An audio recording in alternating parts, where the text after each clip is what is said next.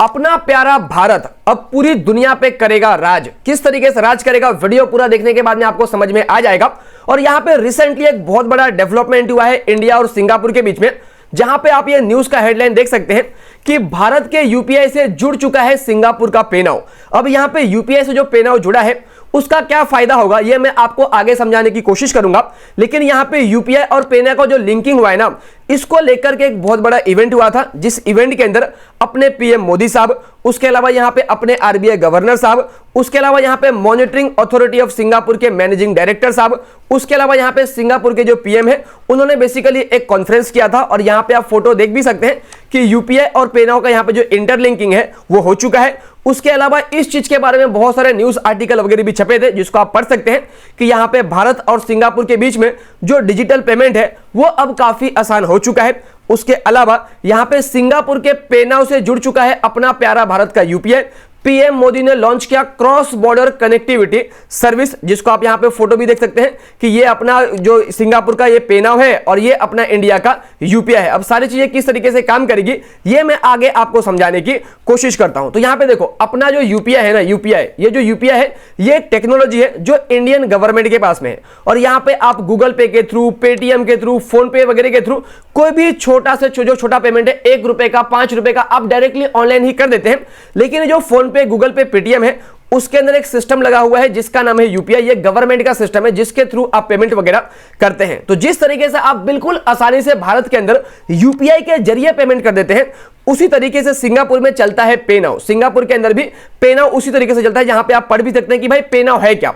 तो पेनाउ basically Singapore का एक फास्ट पेमेंट सिस्टम है, just like UPI in India. और यहां पे सिंगापुर के अंदर जो भी लोग हैं वो पैसे भेज सकते हैं, ले सकते हैं, एक बैंक से दूसरे बैंक में, एक वॉलेट से दूसरे वॉलेट में, जिसके लिए उनको जरूरत पड़ता है मोबाइल नंबर का। और यहां पे अपने अंदर भी क्या होता है कि बेसिकली या तो किसी को मोबाइल नंबर के थ्रू पेमेंट कर दो अगर उनका मोबाइल नंबर उनके बैंक अकाउंट से लिंक है, या तो अगर उनका यूपीआई आईडी है तो डायरेक्टली उनके यूपीआई आईडी पे ही पेमेंट कर दो। बिल्कुल आसानी से हम पेमेंट करते हैं। अब हुआ ये कि यहां पे अपना इंडिया का जो यूपीआई, जो सरकार का जो टेक्नोलॉजी है वो बेसिकली सिंगापुर का जो पेनाउ है ना उससे इंटरकनेक्ट हो चुका है। अब ये इंटरकनेक्ट जो हुआ है उससे फायदा क्या होगा, तो यहां पे जो भी इंडिया के लोग हैं, नॉर्मली हम कितने आसानी से सारा पेमेंट कर देते हैं और हमारे पास पैसा बिल्कुल सेकंड में ट्रांसफर हो जाता है।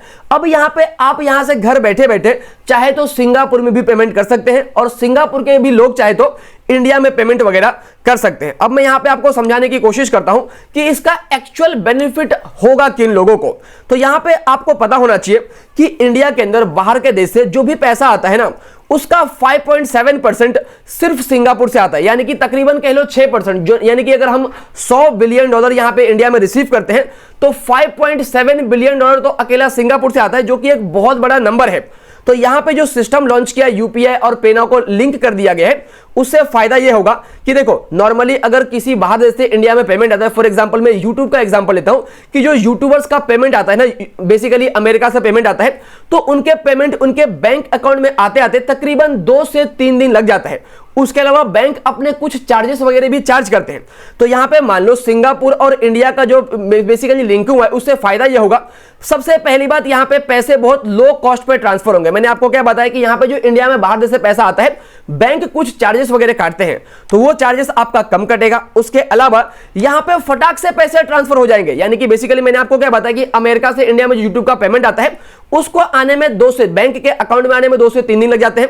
लेकिन यहां पे यूपीआई और पेनाउ का जो इंटरलिंक हो गया, इसके वजह से यहां पे सिंगापुर और भारत से जो भी पैसा भेजेगा ना, इंस्टेंटली जिस तरीके से आप किसी को स्कैन करके पेमेंट करते हैं उतना आसानी से और उतना जल्दी पैसा आपके अकाउंट में आ जाएगा। आपको 2 से 3 दिन का वेट नहीं करना पड़ेगा। उसके अलावा यहां पे 24/7 सर्विस, आप कभी भी पैसे ट्रांसफर वगैरह कर सकते हैं।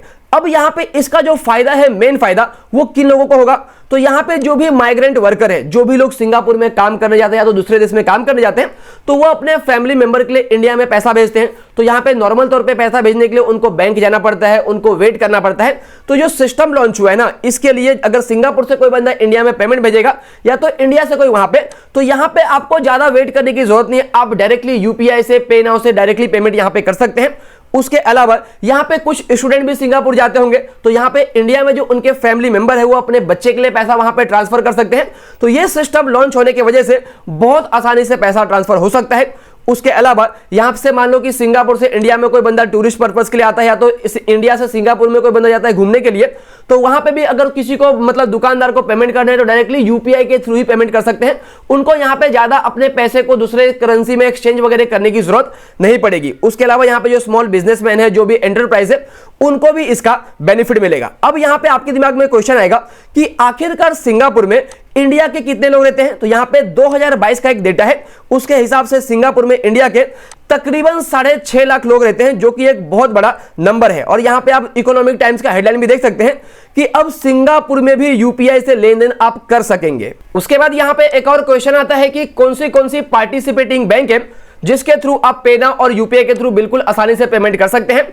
तो यहां पे अगर आपका एसबीआई में या तो इंडियन ओवरसीज बैंक में या तो इंडियन बैंक में या तो आईसीआईसीआई बैंक में अकाउंट है, तो यहां पे आप बिल्कुल आसानी से यूपीआई के थ्रू या तो पेनाओ के थ्रू इंडिया से सिंगापुर में, सिंगापुर से इंडिया में पेमेंट कर सकते हैं। और यहां पे अगर आपका एक्सिस बैंक में अकाउंट है, डीबीएस इंडिया में अकाउंट है, तो यहां पे आप चाहे तो इंडिया में पेमेंट कर सकते हैं। उसके अलावा अगर आप एक सिंगापुर के यूजर है तो यहां पे डीबीएस सिंगापुर बैंक में अगर आपका अकाउंट होगा, या तो यहां पे एक लिक्विड ग्रुप करके है जो कि एक एनबीएफसी कंपनी है, वहां पे आपका अकाउंट है, तो भी आप बिल्कुल आसानी से यूपीआई और पेनाओ के थ्रू पेमेंट कर सकते हैं। यहां पे जो पार्टिसिपेटिंग बैंक है अभी डेफिनेटली कम है, लेकिन फ्यूचर में पार्टिसिपेटिंग जो भी बैंक है, जो भी एनबीएफसी कंपनी है, वो और भी ज्यादा बढ़ने वाले हैं। अब यहां पे क्वेश्चन आता है कि डेली का आप कितना पैसा ट्रांसफर कर सकते हैं। तो यहां पे सिंपली कहा गया कि डेली का आप 60,000 रुपए यानी कि 60,000 रुपए यहां पे ट्रांसफर कर सकते हैं। अगर मैं सिंगापुर के रुपीस में बात करूं, डॉलर में बात कर लूं, तो यहां पे सिंगापुर का 1,000 डॉलर यानी कि इंडिया का 60,000 रुपए आप यहां पे डेली का ट्रांसफर कर सकते हैं, जिसको फ्यूचर में रिवाइज किया जा सकता है। यानी कि अभी 60,000 है, फ्यूचर में इसके लिमिट को बढ़ाया जा सकता है। और जब भी आप पेमेंट करेंगे तो यहां पे जो भी सिंगापुर का करेंसी होगा, जो भी इंडिया का करेंसी होगा, जब आप पेमेंट करेंगे